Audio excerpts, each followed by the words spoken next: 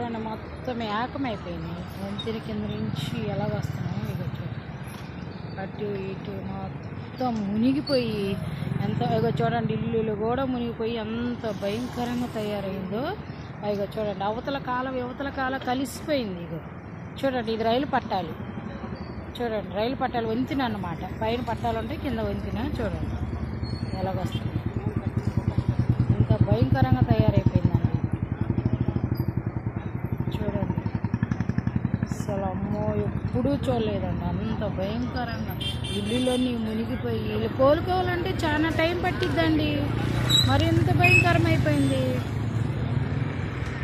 ఇంత వర్షము, అసలు వర్షమో లేదో మరి ఎక్కడో కట్ట తెగింది అన్నారండి. ఆ కట్ట మూలాన వచ్చేసింది వర్షం.